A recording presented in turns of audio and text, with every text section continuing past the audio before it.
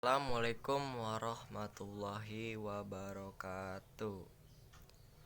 Di video kali ini, perkenalkan nama saya Tarsi Maulana, jurusan Ilmu Pemerintahan. Di video kali ini, saya akan mempresentasikan paradigma baru komunikasi pemerintah di era digital.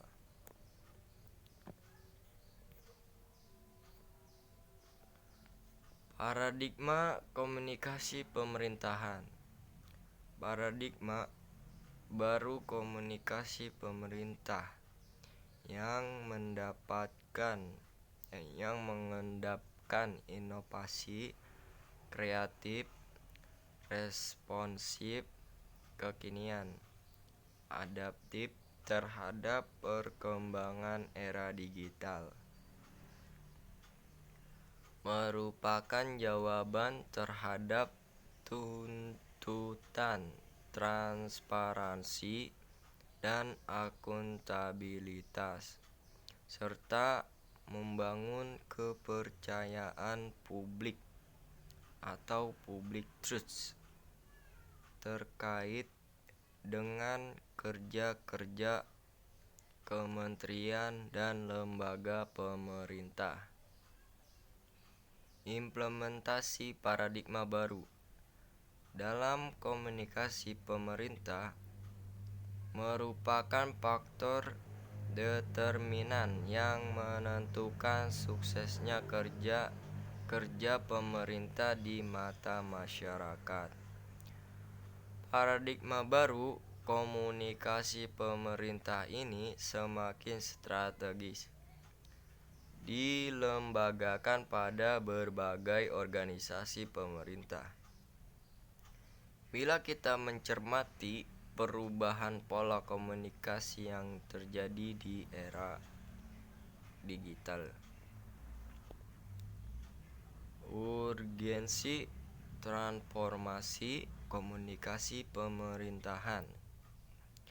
Mencermati perkembangan pola komunikasi pemerintah di era digital telah membawa konsekuensi bahwa petugas humas organisasi pemerintah sesungguhnya tidak lagi tunggal, namun seluruh pegawai di organisasi pemerintah harus dapat berperan sebagai humas bagi organisasi kerjanya.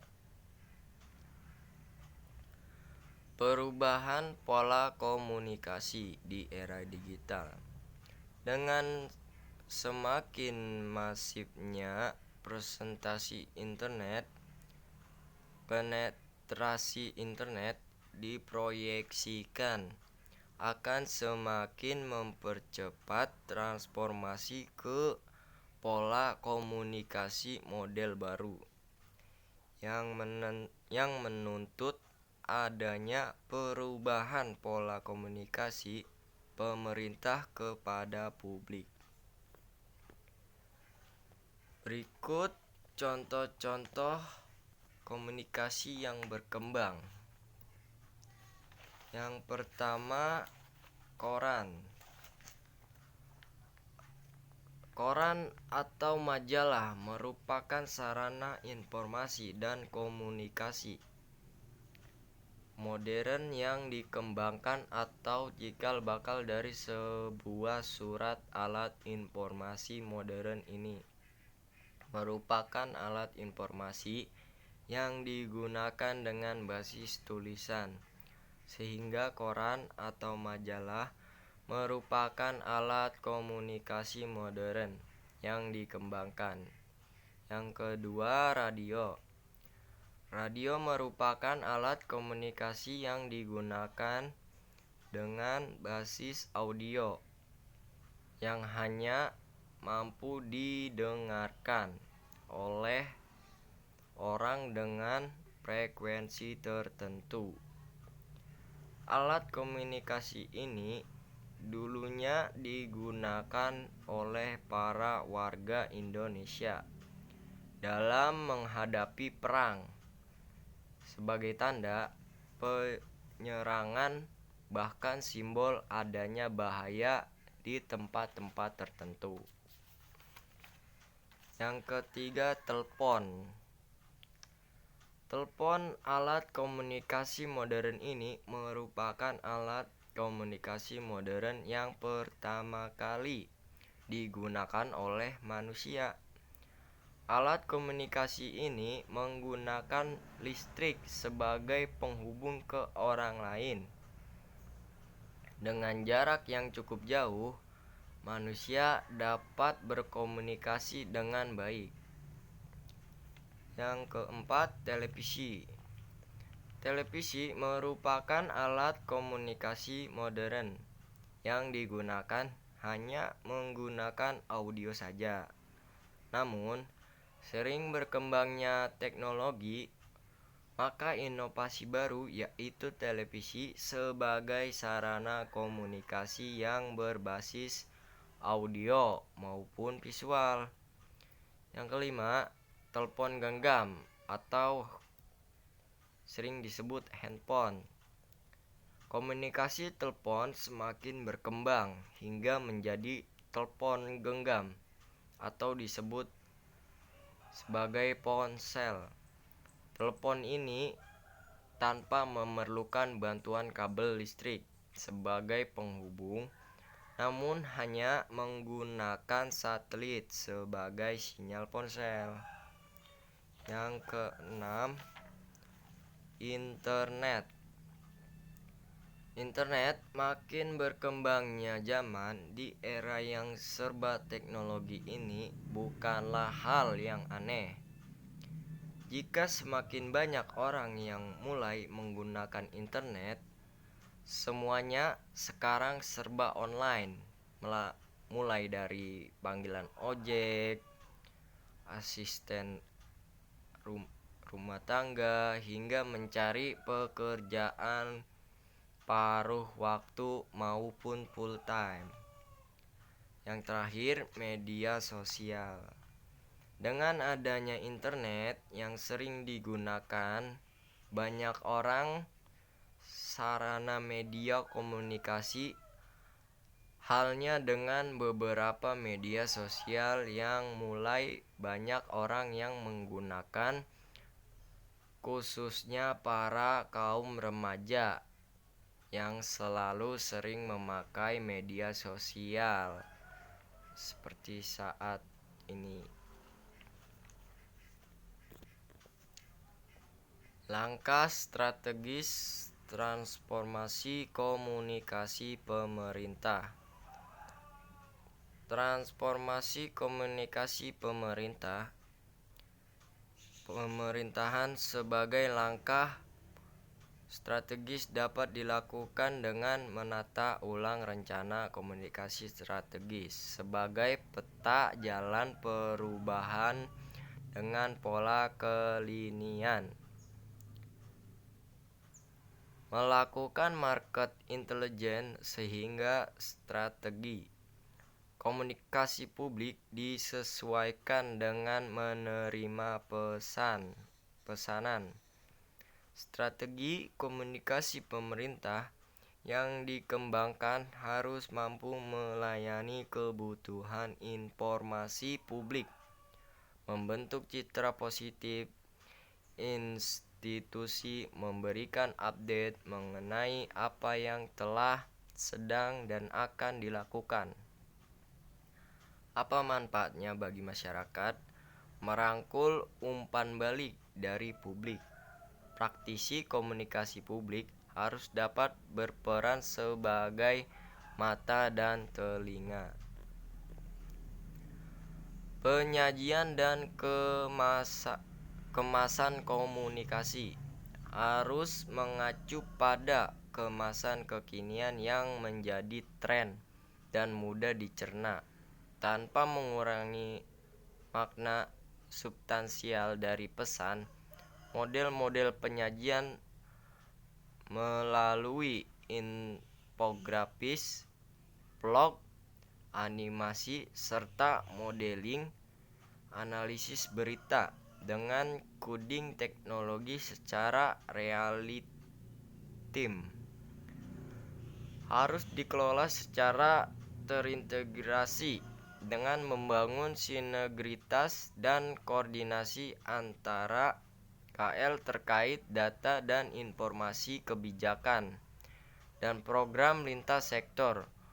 Untuk itu, dashboard komunikasi pemerintah yang terintegrasi antar KL perlu terus dikembangkan melalui interface data sebagai on big data yang dapat menjadi rujukan bersama sebagai materi diseminasi komunikasi pemerintahan sekaligus sebagai alat kendali pimpinan dalam melakukan perubahan di belakang panggung, manufacturing quality, dan di depan panggung, service quality. Pengelola informasi publik. Organisasi pemerintah perlu mendapatkan dukungan dari seluruh sumber daya manusia yang ada dalam organisasi pemerintah guna mengoptimalkan sinergitas dalam mempercepat diseminasi informasi dan capaian kerja organisasi pemerintah. Suksesnya diseminasi informasi dan capaian kerja organisasi pemerintah perlu didukung dengan menyiapkan konten yang berkualitas dan data yang akurat sebagai narasi tunggal sekaligus materi agenda setting terkait kinerja program dan kegiatan guna mendapatkan dukungan dan kepercayaan publik. Kerja pemerintah secara efektif guna menciptakan persepsi positif dalam membangun kepercayaan trust dari masyarakat sehingga efektivitas agenda-agenda pembangunan yang tersebar di berbagai pemerintah dapat terus dipacu sebagai jawaban terhadap peningkatan kesejahteraan rakyat Indonesia. Melalui tata kelola pemerintahan yang efektif dan efisien akan menjadi faktor utama untuk mewujudkan kesejahteraan rakyat. Sebab hingga saat ini masih banyak indikator yang menunjukkan tata kelola pemerintahan masih belum efektif dan efisien. Penyebabnya ialah banyaknya program di kementerian dan lembaga yang masih tumpang tindih. Komunikasi di era digital menyebabkan arus informasi mengalir dengan deras dan cepat. Pola-pola komunikasi linear mulai diganti dengan pola-pola komunikasi simetris. Pemanfaatan teknologi informasi komunikasi dan internet semakin mempercepat penetrasi pesan ke dalam berbagai elemen masyarakat. Perkembangan teknologi komunikasi saat ini memiliki dampak global. Artinya, jika dahulu Anda memiliki keterbatasan jarak untuk bisa berkomunikasi dengan orang lain, Tidak demikian dengan sekarang. Tidak terbatas antar kota dan antar wilayah saja. Komunikasi saat ini dapat terjalin bahkan ke semua orang yang ada di seluruh penjuru dunia. Bukan hanya satu saja, Anda pun dapat terhubung dengan sangat cepat, bahkan dalam hitungan detik saja. Sekian di video kali ini, kurang lebihnya mohon maaf. Saya tutup. Wabillahi taufik walhidayah. Wassalamualaikum warahmatullahi wabarakatuh.